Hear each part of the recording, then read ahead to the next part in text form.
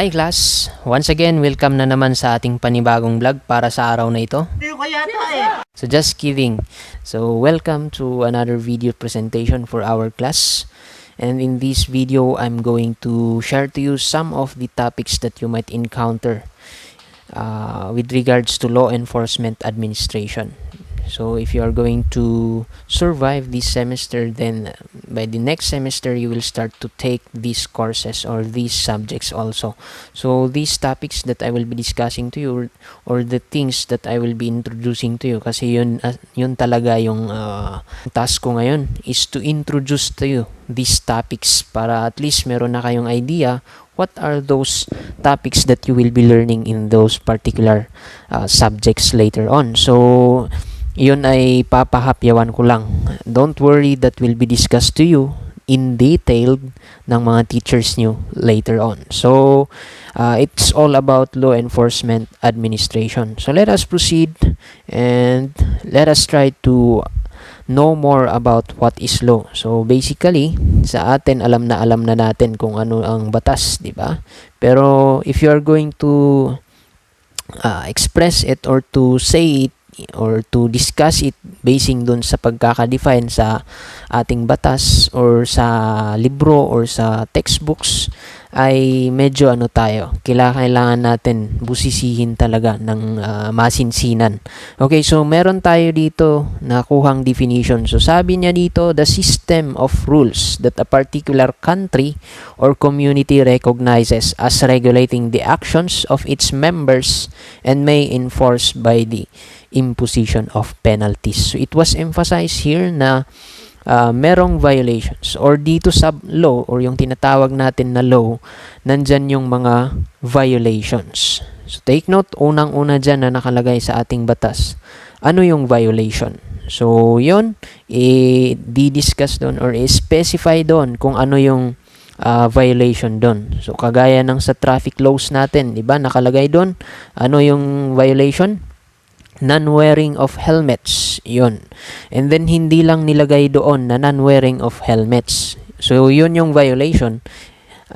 Nandyan din sa batas, sinasabi din yan dyan or ina-specify din niya dyan yung specific na penalty niya. Okay, kung ano yung consequence nung violation na yun. So, dyan, non-wearing of helmet, meron dyan, hindi naman imprisonment yung nilagay niya dyan na violation. So, first warning dyan, multa. Okay, so, pag mumultahin ka ng mga ilang libo, and then, another violations na nilagay din dyan sa batas, yung sa papeles, okay? Yung walang papeles na motorsiklo or sasakyan, di ba?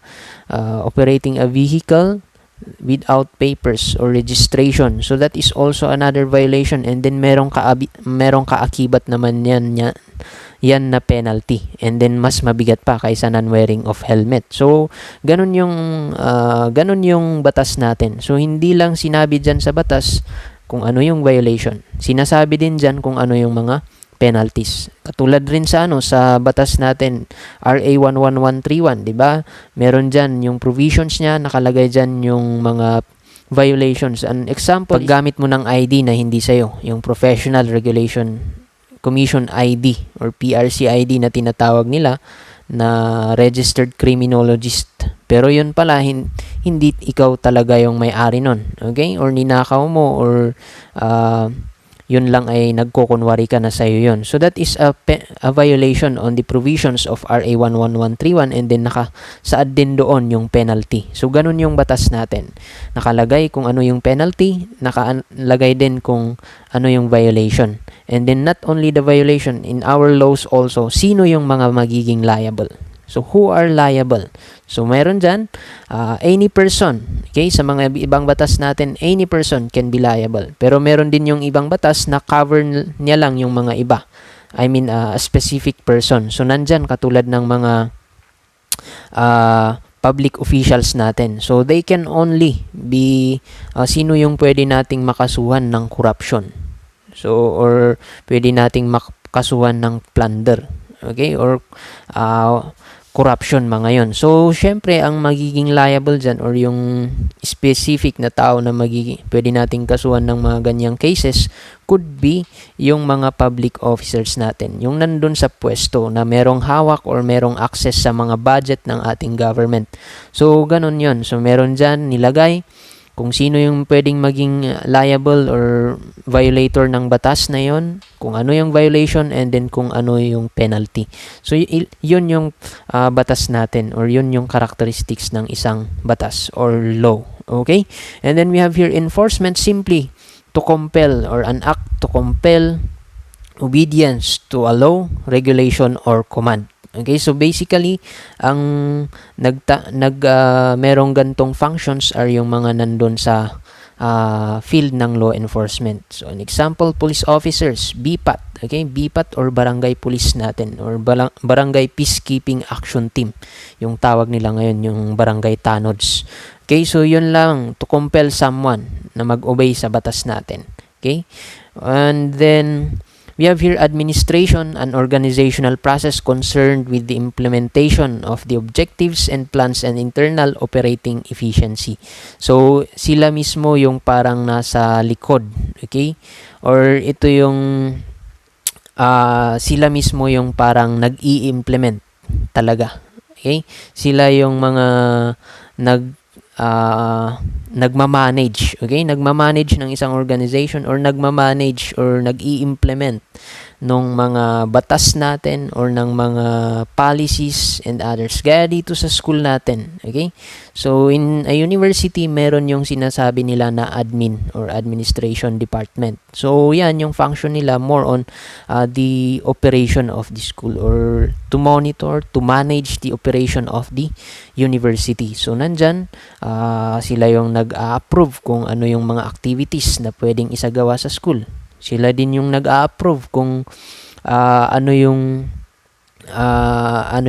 pwedeng ano yung mga policies, okay, in implementing security, okay, or ano yung mga security procedures na ipapatupad dito sa school, okay. Aside from that, yung mga estudyante, sino yung pwede nating kunin na mga estudyante or sila din yung nagki-keep ng records ng mga students, administration department. So ganun din dito, or ito yung example na may bibigay natin under here, administration. So if we are going to combine those three, law enforcement, administration, it will be defined already as the process involved in ensuring strict compliance, proper obedience of laws and related statutes.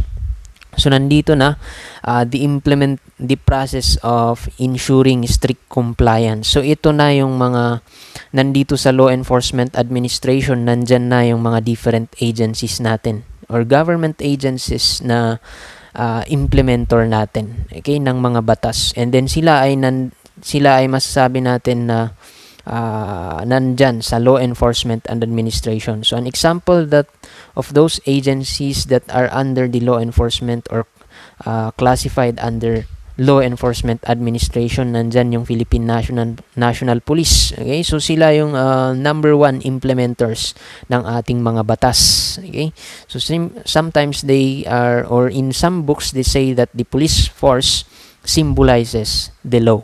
Okay, and then that's because, or it's the reason na sila yung implementers natin. Sila yung nagpapatupad ng batas. And then we have here also another agencies, nandyan din yung DENR, okay, Department of Environment. So ano yung role naman nila or ano yung ipinapatupad nila. So yun, pinapatupad nila yung batas on our environment or yung environmental laws natin. Another one, Land Transportation Office. So sila naman, ini-implement naman nila yung batas natin on traffic laws. Okay? So those are only some of the law enforcement agencies na meron tayo. And then the others, BFP, okay?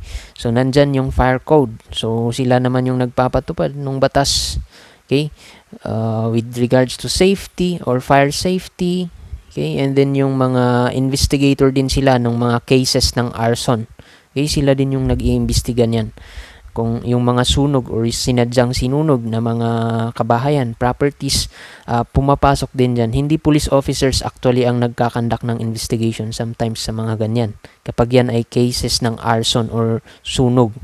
So, yan, iniimbestigahan yan ng mga BFP personnels natin. Okay? Ng mga bombero. So, kung literal na understanding ninyo sa job ng BFP is only to suppress yung mga sunog, is hindi.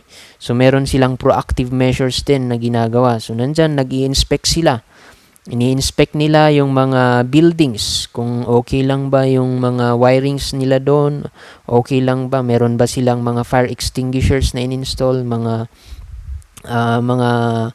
fire exits, okay, or mga emergency lightings. So, yun yung tinitignan nila. Yun ay isa sa proactive measures nila tinitignan. And then, hindi sila din yung nagbibigay ng mga clearance, okay? Parang clearance na pwede kayong, or safe yung building ninyo, or hindi fire hazard yan na building. So, ganun.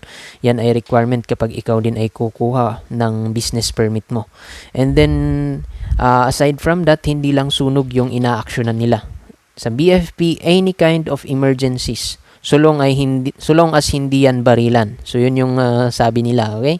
So long as hindi yan barilan, any kind of emergencies, BFP can respond or pwede nyo silang tawagan. Pero kapag barilan na yan, syempre, ang tawagan mo na dyan ay ang ating kapulisan. Because walang issued firearms ang ating mga bombero. But they are planning to issue. Iwan lang natin, baka yan ay hindi ulit matuloy. Pero yun ay parang lumalabas na haka-haka na bibigyan nila ng firearms din ang ating mga bombero or mga firefighters. Okay, so that is under Law Enforcement Administration. Take note of those some examples na nabigay natin. Okay, and then some of the famous personalities under Law Enforcement Administration. Nandito si Sir Robert Peel. So, siya ay, or he is considered as the father of law enforcement. So, nandyan, si Sir Robert Peel, familiar siya, or he is very popular on his principles na isiniwalat or sinulat or kinreate. So, nandyan yung 9 principles na meron siya. So, those will be discussed to you in detail by your teacher later on. So, just to give you a introduction, ano yung una dyan na sinabi niya, or the first one that is under the principles of Sir Robert Peel, nandyan yung sinabi niya, the basic mission for which the police exist is to prevent crime and disorder. Okay, so yan yung inadapt ng different police force nowadays, kaya yan yung isinasa isip din nila or ini-inculcate na mission ng bawat police force is to prevent crime and disorder. So take note, not to suppress crime yung sinabi niya dyan na basic mission. So ang basic mission talaga ng police force is to prevent crime and disorder.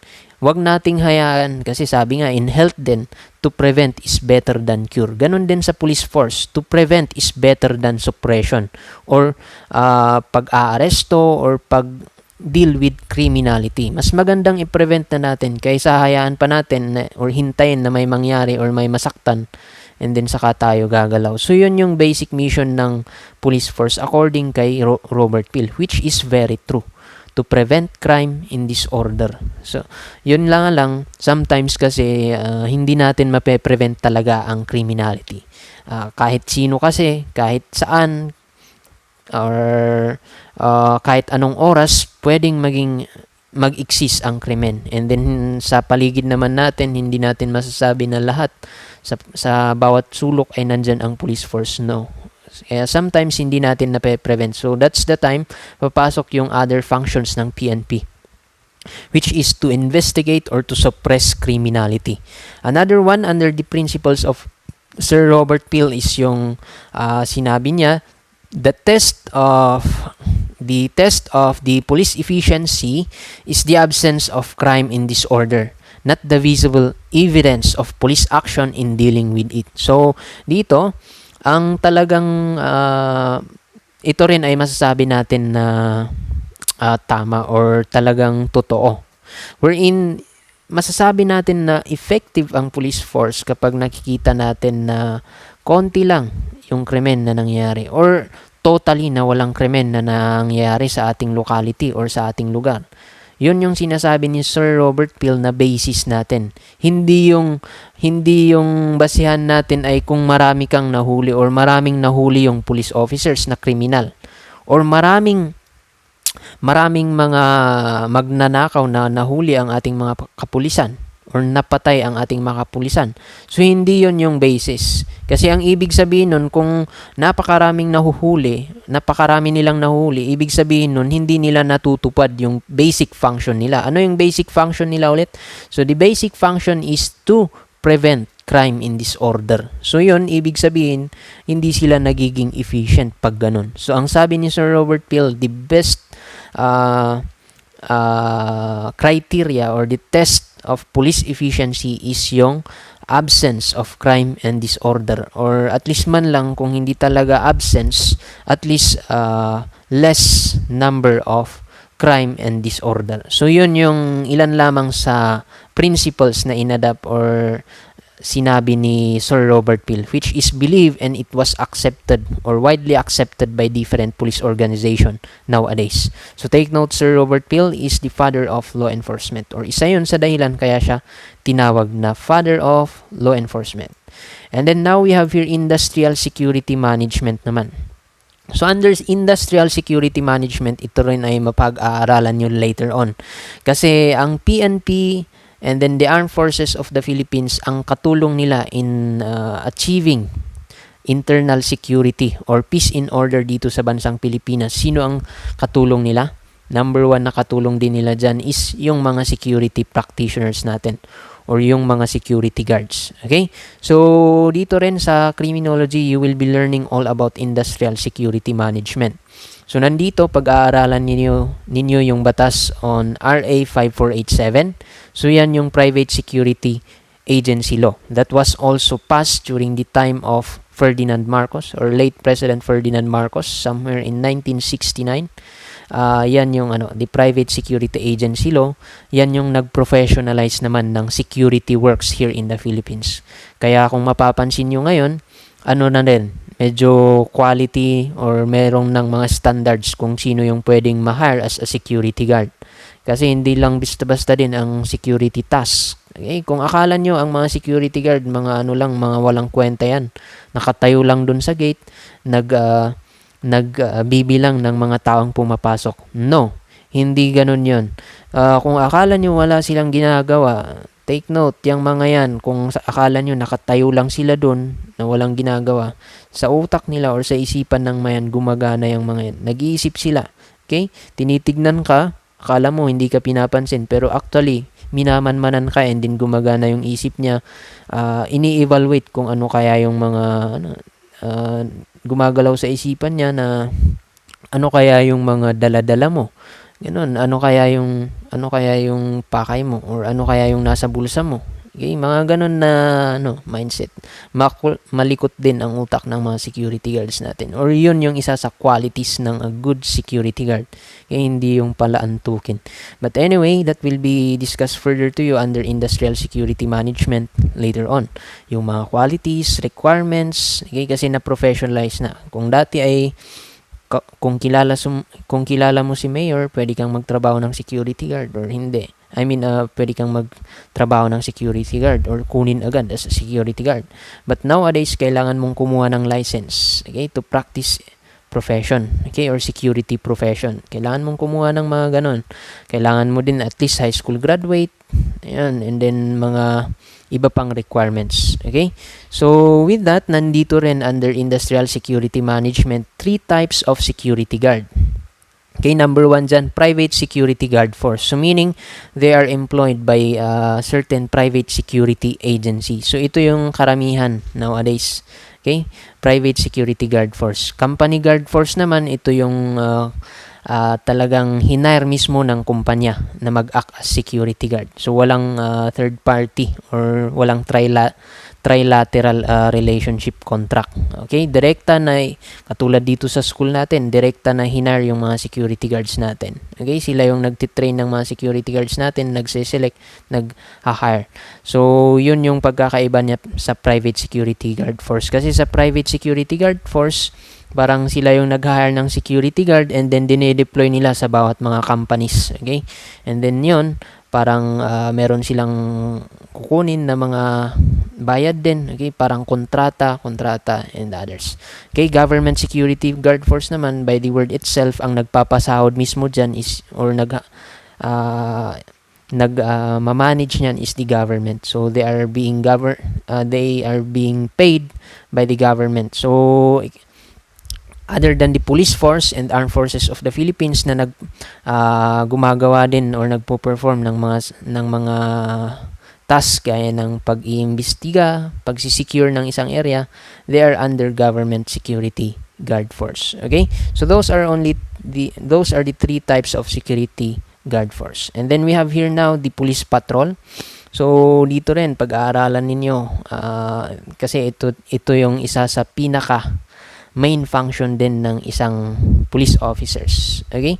So, anong ginagawa nila? Nagpapatrol. So, nandito, tignan natin yung history. Somewhere in 1842, nandyan daw yung London Metropolitan Police established the first detective branch. That was in 1842 in the history of police force in London. And then, Babis, lumabas din, or Babis, dyan din yung tinatawag nila na British police force nung unang panahon dyan sa may in Great Britain, somewhere in Britain. And then pinangalanan yan na Babis, it's before the name of Sir Robert Peel kasi siya yung founder din yan. So Babis kasi yung pangalan, or it was taken from the name of Sir Robert Peel, yung nasabi natin na father of law enforcement kanina. Okay, kaya tinawag na Babis yung mga member or yung police force nila or yung British police force net. And then another one, Boston Police, it was said to be the first public police force established in 1631. So pinakauna, it was believed, Boston Police. And then we have here the Bow Street Patrols or Bow Street Runners. We have here, or sinabi dito, it is a small body of police in London. So isa rin ito sa pinakaunang parang mga police force ng London din. And that was in the 18th or mid-year of 18th century. And then take note that the founder of these Bow Street patrols is Sir Henry Fielding, and then yung half-brother niya na si John Fielding. So take note of that, the Bow Street patrols. So those will be discussed to you din naman. Those are only some of the history of police patrol. And then we have here patrol. So ano nga ba ang patrol? So syempre yan ay it is just to keep watch an area by regular walking or traveling around it. Pero in patrolling, napakaraming methods din po niyan. So hindi by walking. Okay? So na-mention din dyan, traveling around. So in any method din. So meron dyan, foot patrol, ibig sabihin yan, naglalakad. So as you can see also, yung mga police force natin, they are patrolling. Meron din dyan, nakasakay ng mobile. Okay? Yun yung tinatawag nila na mobile patrol. So they are conducting patrols through motor vehicle or mobile. So yun ay para makover nila yung mas malawak na area. Kasi kapag foot patrol yan, mas maliit lang yung makakover na area niyan. And then nandyan din yung mga lugar na hindi mga bundok, okay, na hindi pwedeng puntahan ng mga sasakyan, yung mga bulubundukin particularly, or somewhere in Cordillera, nandyan yung helicopter patrols, okay, or aerial patrol. Yun, sa taas sila, and then they keep watch over the area. Yun ay sometimes ginagamit din nila in surveillance. Tinitignan kung merong mga taniman ng mga droga doon sa mga masusulok, doon sa mga liblib na lugar na mga yon. And then we have here also another kind of patrol is meron din yung tinatawag nila na bicycle patrol. Okay? Sa mga ibang areas or ibang police force, ginagamit nila bicycle patrol para at least mas marami silang makover din na area. Aside from that, ma-promote ang healthy lifestyle dun sa mga police officers. Meron din motorcycle patrol, okay? And then meron din sa mga katubigan natin, internal security sa mga internal territories natin na mga katubigan, okay? Nandyan din yung maritime patrol na tinatawag nila. So doon sila umiikot sa ating mga surroundings ng ating mga territories, okay? Sa mga katubigan natin. So ilan lamang 'yon sa mga methods in conducting patrol. And then we have here the patrol functions. So syempre number 1 dyan is crime prevention, okay? Proactive deterrence. And then take note din sa sa principles ni Sir Robert Peel. Crime prevention yung isa sa main task. So ito yung isa sa nagagawa ng patrol. Okay, kapag nandyan maraming police officers na nakakalat, then yung criminal mag-create yan ng psychological deterrent sa isipan niya. Okay? Paanong psychological deterrent? So, yan, nakita mo, maraming police officer. Ikaw ay nagpaplano ng masama. Okay? Or nagpaplano ka na pagnakawan ng isang lugar. Pero napansin mo, napakaraming police officers na nagpapatrol doon sa area. Magkakaroon ka pa ba ng lakas ng loob na papasukin or pasukin yung mga yon? Or pagnakawan pa yung mga establishment na yun? So, nandyan, mape-prevent na yung krimen na gagawin mo. Sana. Okay? So, nandyan din yung law enforcement, another function of a patrol. So, reactive deterrence naman ito. So, nandito na ngayon, hindi natin na-prevent yung krimen, pero nandyan na law enforcement, ipapatupad na nila yung batas. Okay? I-implement na nila. Number 1 dyan is arrest. Okay? So, aarestuhin na yung mga criminal. Okay? Yung mga suspect. So, isa lamang yan na example na may bibigay natin in law enforcement or reactive deterrence na yan. Okay? And then order maintenance naman. Okay? So dito one function or one benefit of patrol is to maintain security doon sa area. Okay? So part na din yan or in connection na din yan sa crime prevention. Okay? To secure the area. So nandyan mafe-feel ng mga civilians na mas safe sila kasi merong mga police officers na nakapaligid sa kanila. And then social services, just in case na merong mga emergencies na nangyayari dyan sa community. Okay? So at least kapag merong nagpapatrol na police officer dyan, then readily available yung mga police force natin to respond on those emergencies. Okay? Meron dyan, sabihin natin na aksidente. Okay? Or meron tayong meron dyan na encounter na nahimatay na mga tao. So, yun, at least merong mag-responde ng mga police officers to rescue yung mga taong yun. Okay? So, that is only some of the police or the patrol functions. Okay? And then we have here police personnel and records management naman. Dito naman pag-aaralan ninyo kung paano na-recruit, paano na select yung mga police officers. Okay? Or ano yung mga requirements nila, ano yung mga criteria, ano yung pinagdadaanan na training ng mga police officers bago sila ma-appoint as permanent, okay, police officers or talagang recognized as a police officer. So nandyan din yung sahod, salary nila, okay, or nandyan din yung criteria nila in promotions. Okay? So, yun yung mga pag-aaralan ninyo under police personnel and records management. So, nandyan yung selection, recruitment, and others. And then, it was said here that personnel hired on grounds of technical competence. So, isa yan sa criteria ng police organization natin nowadays in hiring some of the police officers. Nandyan yung technical qualifications. So yun, kung ikaw ay kasi dinidivide or dinedeploy din ang mga ating kapulisan in or basing on those or basing doon sa skills na meron sila. Kasi it was believed na kung saan ka magaling, edi mas maganda doon ka i-deploy. Kasi mas magiging efficient ka doon. So, kung ikaw ay graduate ng forensic chemistry, din natural, or you will be commonly asked or deployed doon sa crime laboratory nila. Forensic chemist, yan yung mga magaling sa mga substances or mga to study yung mga substances, chemicals and others. So yun, ma-assign sila sa crime lab, magiging efficient sila doon in a way na alam nila. Kapag meron silang nakuha na evidence or sinabmit sa kanila, pinaimbestigan na evidence na nakuha sa crime scene, and then sila yung nag-a-analyze, titignan nila kung yun ba ay human blood, yun ba ay sperm cell, yun ba ay pubic hair ng isang babae or pubic hair ng isang lalaki, mga ganon. So those are only some of the examples that we could give on. So mas maganda rin in the future, mas marami kayong skills or technical qualifications para hindi lang educational attainment or yung maging qualification ninyo.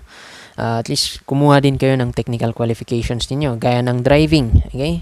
Mag-aral kayo, wag lang driving ng motor, mas maganda din 4 wheels. Okay? And then nandito yung tinatawag nila personnel programs, kasi sa PNP marami din silang kinakandak na programa. Okay? Particularly, ang subject or ang target nila is the community. Part na din ng crime prevention. So, nandyan, magkakandak sila ng seminars para sa mga kabataan, okay, about terrorism, mga ganun. Isa sa mga programs nila din yan. Okay? Mag-participate dun sa mga programs na kinakandak sa community, sa mga barangay. Okay? Then, yan ay para maging closer yung community sa police force. Kasi nung unang panahon, diba, ginagamit yan ng mga magulang ninyo noon. Kapag kayo ay pasaway, sinasabi, sige, tatawagin ko yung police officer, tatawagin ko si mamang police para kunin ka niya. Mga ganun, parang pananakot. Pero nowadays, yun ay ina-avoid ng ating kapulisan. Kasi aminin natin, nung unang panahon, takot na takot ang mga tao sa police officers. Pero nowadays, yun ay tinatry ng ating kapulisan na tanggalin. Kasi bakit? So instead na magsumbong yung community, okay, yung civilian, pero takot siya sa PNP, hindi walang mangyayari sa krimen na nasaksiyan nito. So at least kapag mas closer or mas maganda yung samahan, kapag merong nasaksiyan or merong alam sa isang krimen na naganap ito, then at least makikipagtulungan ito doon para isolve ang kaso na inimbestigahan ng isang police officer. So ilan lamang yun na purpose in or targets why the police officers conduct also personnel programs or police force. And then we have here police appraisal or performance rating. Dito naman sa PNP, kapag ikaw ay nakapasok, hindi na doon nag-e-end. Siyempre, tinitignan din yung performance mo, or ito yung tinatawag nila na police appraisal. Tinitignan kung paano ka ba magtrabaho, kung yun ba ay ginagampanan mo, yung trabaho mo talaga, or baka nandun lang inaantay mo yung kinsenas or sahuran lang yung inaantay mo. So with that, meron silang mga criteria. So kapag yun ay hindi mo na-reach, magiging magiging reason nila yun para ikaw ay alisin na sa police service. Okay? And then we have here police compensation. Nowadays, maganda yung salary ng mga police officers natin nowadays. So basic pay nila aabot, as to some of the sources na pinapakalat nila, aabot yan ng 28 or 29,000 basic pay. Pero hindi pa ata kasama doon yung mga ibang incentives or benefits nila. So somewhere aabot siguro yung mga kabuuan ng mga yung wages nila na aabot mga 30 or above 30 or around 30 plus. Okay? And then police recruitment, it is simply the act of attracting yung mga would-be applicants, yung mga tao. Okay? Recruitment, ibig sabihin yan is the process of encouraging the police applicant. So process of encouraging lang yan. Okay? Yan ay pagpapakalat ng mga posters na merong recruitment na nagaganap or merong vacant positions sa ating kapulisan.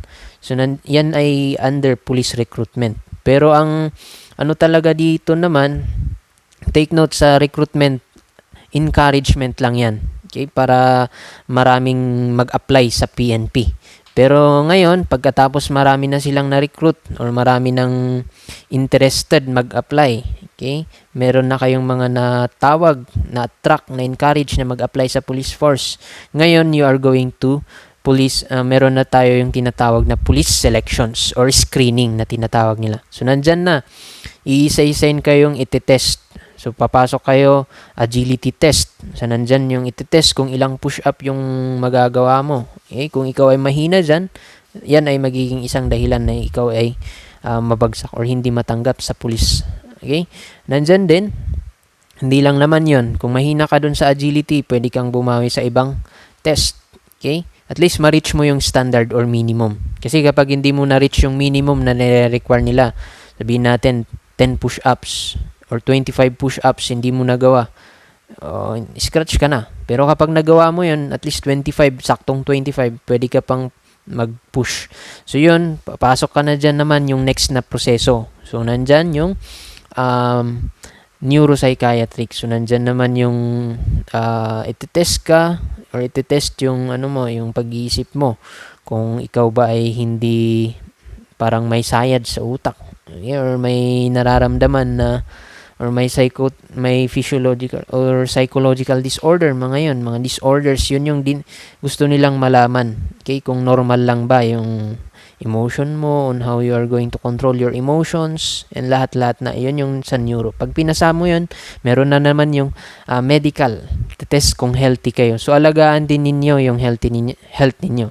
Kung sino man sa inyo yung gumagamit ng droga dyan, nako, baka yan ay isang dahilan para kayo ay bumagsak in the future. So, nagkakandak din sila ng drug test, and then ikaw ay nag-positive doon.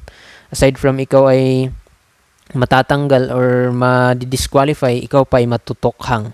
Okay, so, alagaan din ninyo yung health ninyo kasi stricto ang PNP sa pagdating din sa medical. Okay, so that is under selections, and then after na-select na kayo, na-appoint na kayo as police officer, or sabihin natin na-qualify kayo dun sa test, pasok na kayo, nandyan na yung training. So, bibigyan na kayo or i-undergo na kayo ng training that is to mold you to better or to fit para sa job. Okay? Kung una ay qualify kayo and then fit kayo to perform those tasks or police tasks, dun sa training, mas gagawin pa kayo or i-develop pa yung skills ninyo dun. And then promotion, yun, nandito naman yung yung criterias nila, kung ano yung kailangan mong gawin, anong yung kailangan mong i-attain na educational attainment or educational qualification para ikaw ay ma-promote, mga ganon. And then we have here intelligence. So sa intelligence naman, ito yung hindi yung ibig sabihin na sa science na pag sinabing intelligence or psychology na pag sinabing intelligence ay yung pag-iisip ng isang tao. No, here in law enforcement or in the police force or meron yung tinatawag natin na intelligence. So intelligence, it is somewhat the gathering of information, collection of informations or gathering of informations. So meron tayong tatlong definition na nabigay dito basing sa civilian or government or commission task force, military terminologies, and then basing sa police parlance or police definition. Meron tayo dito. Pero yan, halos lahat nito ay magkakaparehas lang naman yung sinasabi. Yung lang talaga, yung purpose or use yung pinagkakaibahan nila. Okay, pero dito pag sinabing intelligence, it is an information or the act of gathering datas. Okay, collection of datas, analysis of those datas na na-collect mo or information. So ano 'yun? So ito usually yung nakikita nyo sa mga movies na ginagawa ng mga undercover agents. Okay, mga agents natin. So ano yung ginagawa?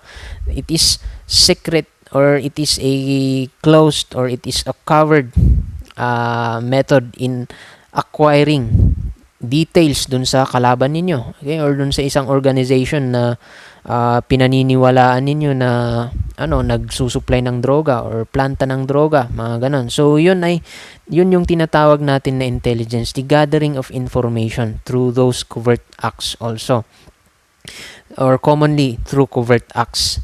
Kasi sabi nga natin, meron dyan yung sinabi ng mga ibang authors na if you know the enemy, then you will know, or kapag kilala mo yung kalaban mo, then higher tendency na matatalo mo yung kalaban mo or ikaw yung mananalo. Okay? Ganon din sa intelligence. Kapag mas marami kang details kung ano yung nangyayari dun sa loob ng dun sa organisasyon, okay, na kinakalaban mo or pinaniniwalaan mo na teritoryo ng mga terorista. Okay? So, kapag mas marami kang alam about sa operasyon nila doon, then at least mas alam mo kung paano i-suppress or paano i-prevent yung mga future activities nila. Okay? Na makakasama sa ating bansa or makakasama sa government natin. So, yun yung intelligence na tinutukoy natin. Okay? So, intelligence, usually yan ay ginagawa or function ng military also, and then as well as the police force din natin. Okay? And then, any other agencies or some of the agencies din natin or law enforcement agencies. Ang mga ano din natin, Bureau of Customs. So, meron din silang intelligence na gumagawa din sila or nagkakandak din sila ng intelligence service or intelligence. Okay? Or activities in connection to intelligence. So, naggagather sila para ma-determine nila kung ano yung mga katiwalian na nangyayari doon. So, ganun din sa ating mga kapulisan and then military. So, ano nga ba ang functions ng intelligence? So, meron tayong 4 dito na nasabi. The collection and procurement of information. So, that is to be used para magamit natin in order na ma-secure natin yung internal security, internal or yung government natin or yung ating bansa. Ma-secure natin against those enemies.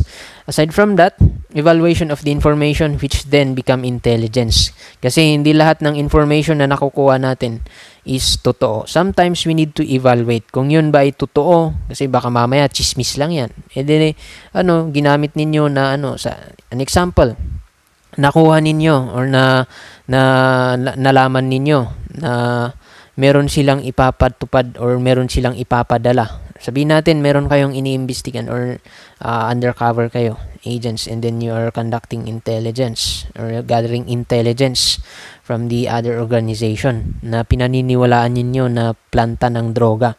And then, meron kayong nakita, okay? Or meron kayong nabalitaan na yun, meron silang ilalabas na truck and then merong laman na mga droga, okay? Mga shabu. Yun ay ilalabas nila mamayang gabi. Yun yung narinig ninyo. And then, ang ginawa ninyo, ni-report ninyo agad sa inyong organization, police force.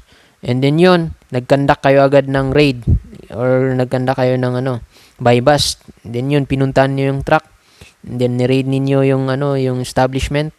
Pero yun, wala kayong nakitang droga. Ang meron lang is ice. Mga ice box or ice cubes lang yung laman ng truck naman. Walang droga.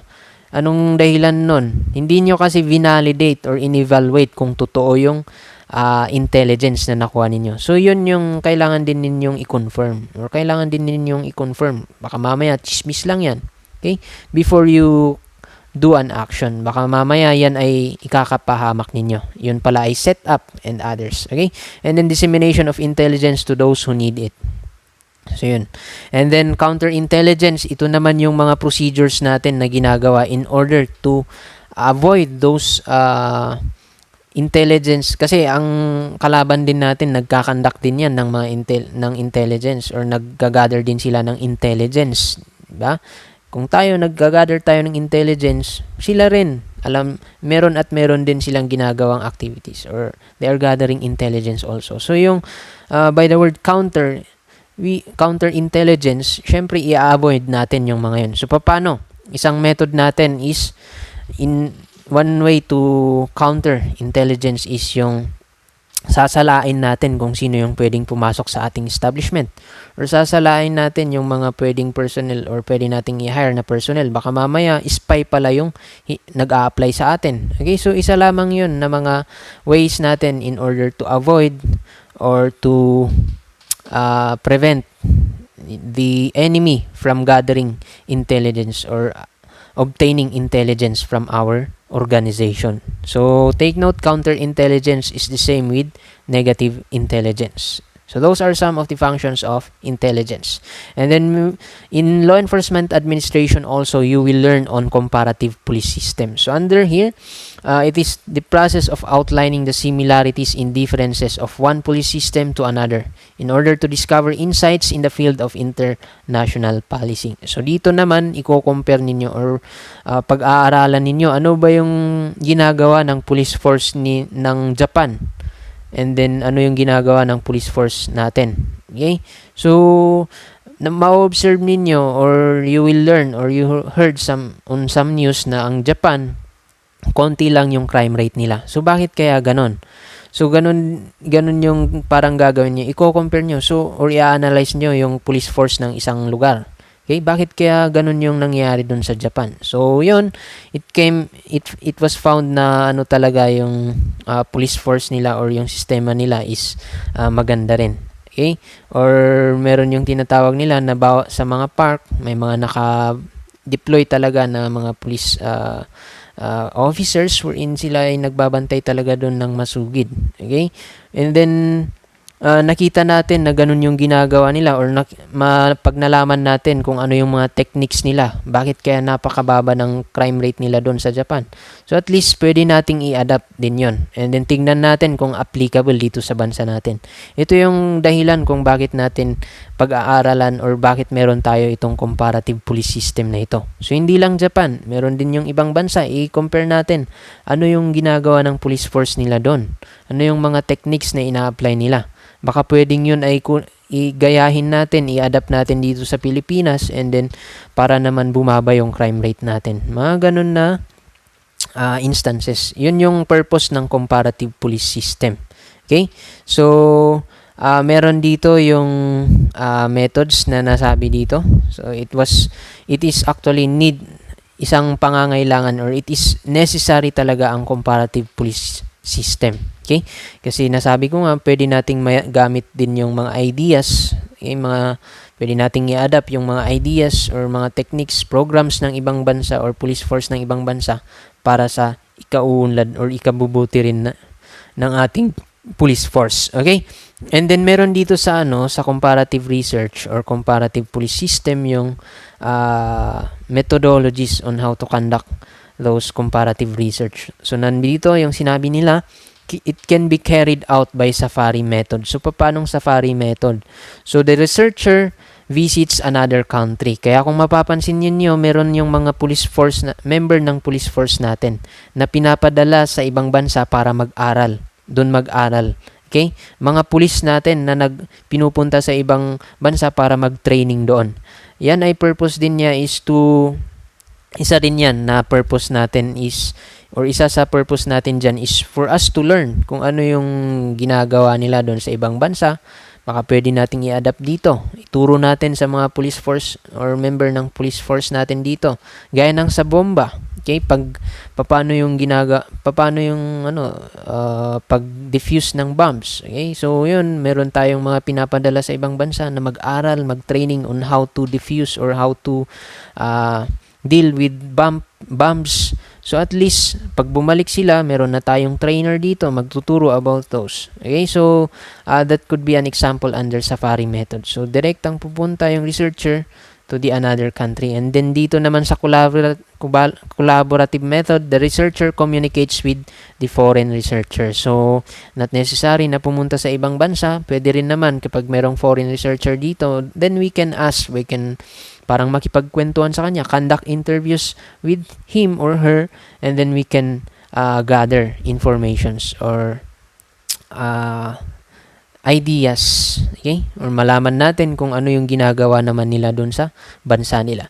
So those are only some under comparative police system. So all in all, that is all